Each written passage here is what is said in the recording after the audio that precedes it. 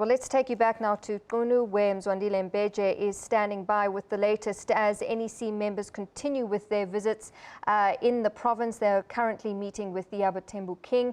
Mzwa, good afternoon. Just give us a recap as to why this meeting is taking place. Good afternoon, Natasha. Before I was failed by technology, I was saying where we are at Bumbane, a great place. This is the royal place of Abathembu King. The president of the ANC is currently meeting with the king here. So the king received the president and gifted him obviously with the cow, saying because he has come here, he wants him to feel at home. You'd remember that this practice that we are seeing now, Natasha, was started when the ANC president visited KwaZulu-Natal, and then he went to the king. He basically saying all what they are doing now, they are taking the ANC back to its rightful owners. You'd remember when the ANC was formed way back in 1912, traditional leadership was central to it. So as he takes over this new reign, so he says he wants to reconnect the African National Congress. That is why he is here. And of course, there will be a number of activities that will be happening leading up to Saturday. I heard you earlier say one of the chief guests will be the president of Kenya, President Uhuru Kenyatta. Indeed, he's one of the people who will be attending there. Perhaps a little correction,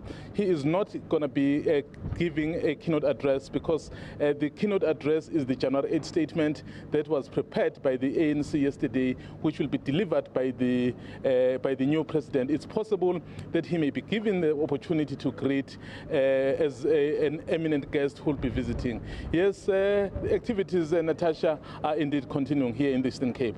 All right, Mzwai, earlier we heard from the ANC President Cyril Ramaphosa after members had met with the members of the Mandela family. He spoke strongly on unity within the ANC, and he said that this is the year of Nelson Mandela.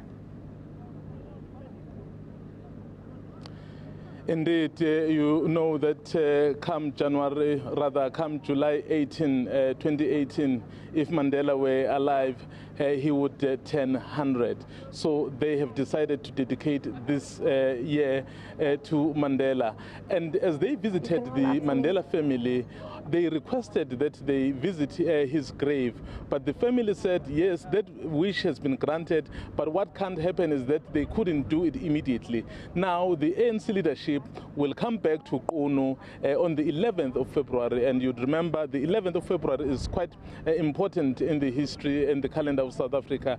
In 1990, Nelson Mandela was released. So it is very symbolic for the ANC leadership to come back to Qunu to then lay their wreaths at the gravesite of Mandela, because they say this is a very positive sign, and they want to show that by saying they want to reconnect the ANC, so they want to show that by actions. So to respect the global icon, of course, visit his grave like they have done with other former presidents. Indeed, they're telling us they want to reclaim the ANC, because as you were saying earlier, there's been a lot of losing of ground, even leading to the loss of those 3 metros you mentioned. So the new president and the new executive, so they want to turn the corner. So they say this is the opportunity to do that. And this year they're dedicating it to Nelson Mandela. And indeed, Nelson Mandela is not only a person who belongs to South Africans or even the continent. So he's a global icon. He is respected the world over. So it means if you take that kind of action, perhaps you are demonstrating the seriousness of your action.